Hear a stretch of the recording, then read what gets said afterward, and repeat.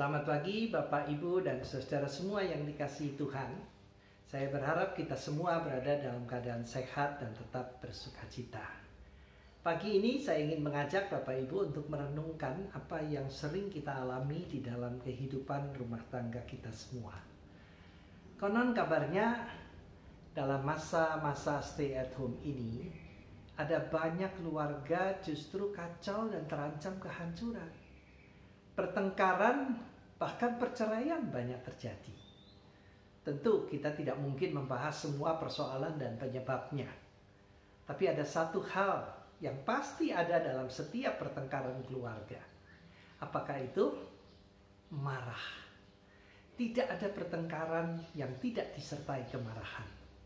Karena itu saya ingin mengajak saudara untuk merenungkan tentang bagaimana kita mengelola kemarahan kita. Firman Tuhan di dalam Kolose 3 ayat 8 mengatakan, "Tetapi sekarang buanglah semuanya ini, yaitu marah, geram, kejahatan, fitnah, dan kata-kata kotor yang keluar dari mulutmu." Hal ini dikatakan oleh Rasul Paulus ketika ia membahas tentang manusia baru. Artinya, manusia yang telah dibarui oleh Kristus melalui kasih pengampunan Allah harus dapat membuang kemarahan, geram, dan sebagainya. Kalau Allah sendiri sudah membuang kemarahannya kepada kita, masakan kita tidak mau membuang kemarahan kita kepada anggota keluarga yang kita cintai? Memang kemarahan bukanlah suatu dosa, tapi kemarahan mempunyai kekuatan yang mendorong kita melakukan tindakan-tindakan yang jahat dan fatal. Itu sebabnya kita harus secepatnya memadamkan kemarahan agar tidak menghancurkan diri kita sendiri. Efesus pasal 4 ayat 26 mengatakan, "Apabila kamu menjadi marah, janganlah berbuat dosa. Janganlah matahari terbenam sebelum padam amarahmu." Memang saudara, membuang kemarahan itu bukan suatu hal yang mudah. Bahkan itu sering di luar kemampuan diri kita sendiri. Itu sebabnya jangan mengandalkan kemampuan dan kekuatan kita sendiri untuk membuang kemarahan. Sebagai manusia baru, kita hidup bersama Juru Selamat yang menyertai kita. Dialah penolong dan sumber kekuatan yang memampukan kita mengendalikan dan mengelola kemarahan kita. Nah, bagaimana kita bisa memperoleh kekuatan dari Tuhan untuk memadamkan amarah kita?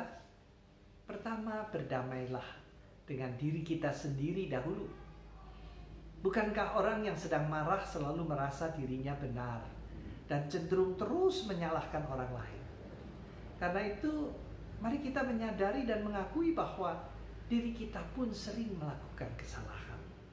Kita semua adalah orang-orang yang mempunyai kelemahan dan sedang belajar menjadi orang yang lebih baik dan lebih dewasa dalam iman dan kepribadian. Jadi janganlah kita menghakimi sesama anggota keluarga. Sebaliknya, kita harus saling tolong-menolong dan saling membangun. Kedua, ingatlah bahwa kita semua adalah orang-orang yang sudah ditebus dan diampuni oleh Tuhan. Karena itu kita punya tugas untuk memberitakan kuasa kasih pengampunan yang kita alami. Nah, dengan terus-menerus melampiaskan kemarahan, kita sebenarnya seperti mau mengatakan bahwa kasih pengampunan itu tidak ada artinya bagi kita. Dan hal ini tentu tidak memuliakan Tuhan. Ketiga, saudara, rajin-rajinlah meminta hikmat dan pimpinan Roh Kudus dalam setiap doa kita. Bukan hanya minta dalam doa yang terucap, tapi doa itu harus terwujud dalam usaha mencari hikmat itu. Caranya adalah dengan merenungkan firman Tuhan yang sudah kita dengar. Maksudnya jangan biarkan firman yang sudah kita dengar itu hanya memuaskan pemikiran dan pemahaman kita.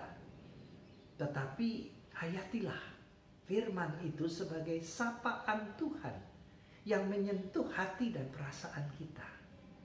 Dalam doa, kita boleh mengungkapkan semua kemarahan dan persoalan kita. Tapi sesudah itu, berdiam dirilah untuk merenungkan apa yang Tuhan kehendaki dari diri kita dan bagaimana kita harus mengubah sikap kita. Dengan cara itu kita mempersilahkan hikmat Tuhan memimpin kita untuk mengelola setiap kemarahan kita. Kiranya damai dan sejahtera dari Tuhan memberkati keluarga kita semua.